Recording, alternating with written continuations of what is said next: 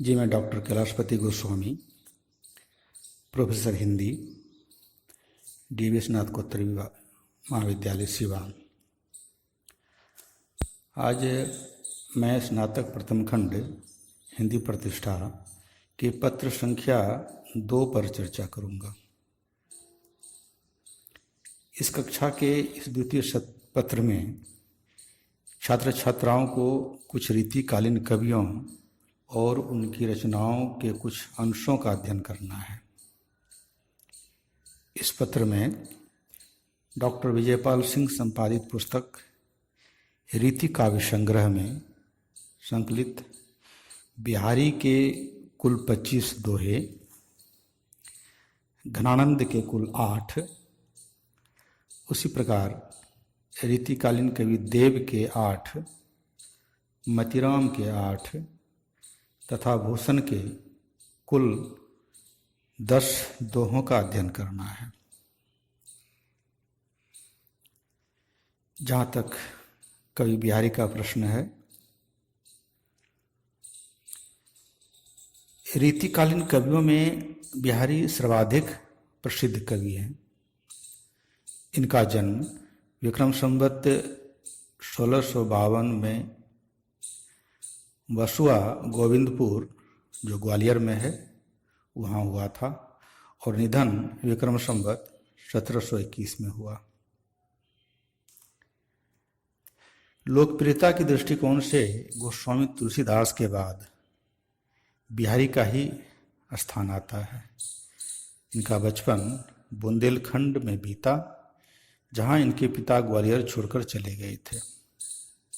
कुछ विद्वानों का मानना है कि बिहारी कवि केशव दास के पुत्र थे। तरुणावस्था में बिहारी वृंदावन आकर अपनी ससुराल में रहने लगे थे। यहाँ इनकी भेंट शाहजहां से होती है, जिसके आमंत्रण पर कवि बिहारी आगरा आ गए। पुनः आगरा में इनका परिचय कवि अब्दुल रहीम खान खाना से होता है। जैसा कि हम जानते हैं कि अब्दुल रहीम खान खाना स्वयं एक अच्छे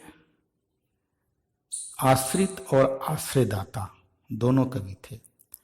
आश्रित से मतलब कि महाराजा के दरबार में, राजा के दरबार में रहते थे, और आश्रयदाता इसलिए कि साहित्य और कवियों से इनकी काफ़ी उसमें गहरी अभिरुचि थी और उनको प्रोत्साहित करने का काम करते थे,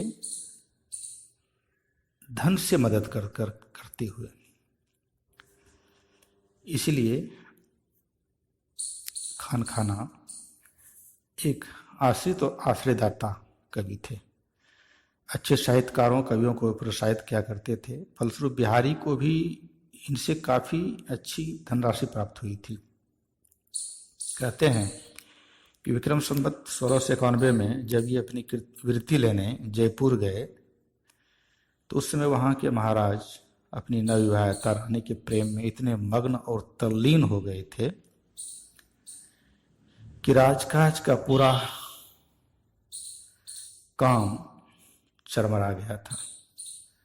राजकाज का कार्य पूरी तरह चरमरा गया था। यह देख बिहारी को बड़ी चिंता हुई।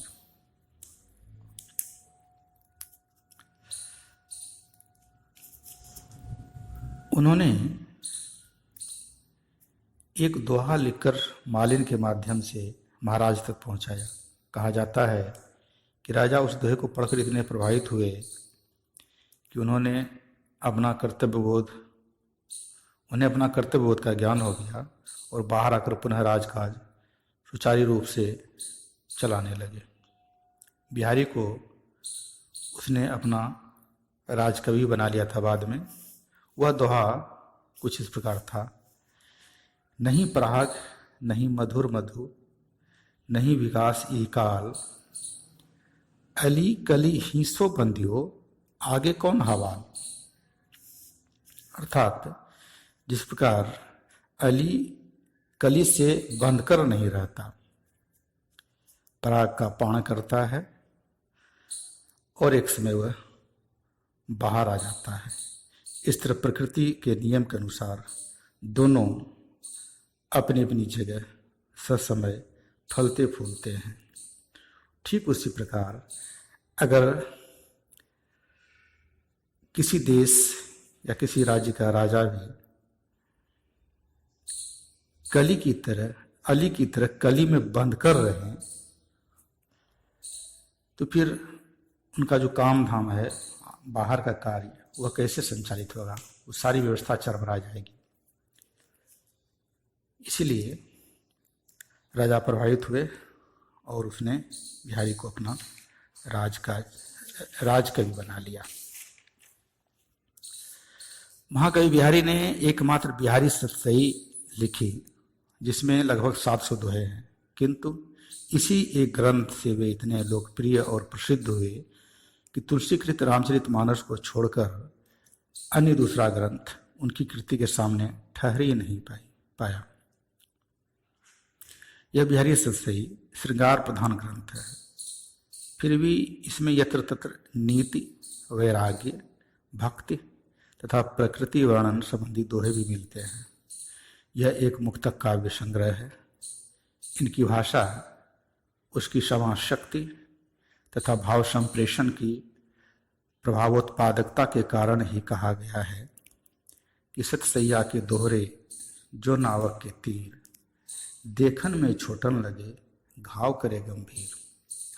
अर्थात इनके दोहे देखने में तो छोटे जान पड़ते हैं, लेकिन उनसे निकलने वाले शब्द और अर्थ इतने गंभीर और प्रभावशाली होते हैं जिसकी कोई सानी नहीं है।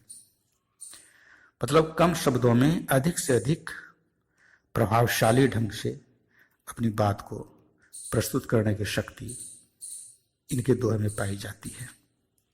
इनके दोहे रस की उन छोटी छोटी पिचकारियों की भांति हैं जो मुंह से छूटते ही श्रोता या पाठक को सिक्त कर देती है।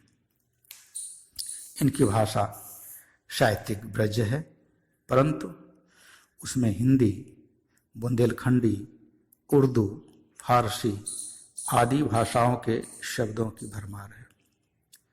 समाज शैली के वे पंडित हैं।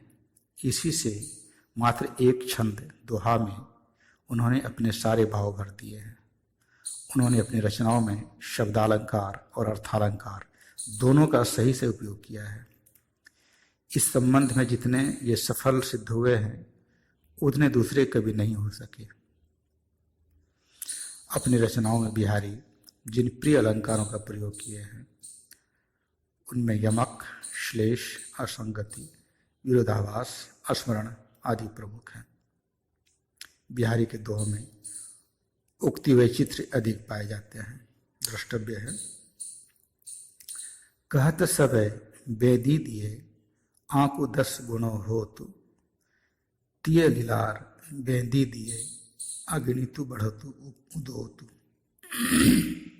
इस प्रकार संक्षेप में हम कह सकते हैं, समाजतः कहा जा सकता है, रीतिकालीन कवियों में बिहारी का स्थान महत्वपूर्ण है।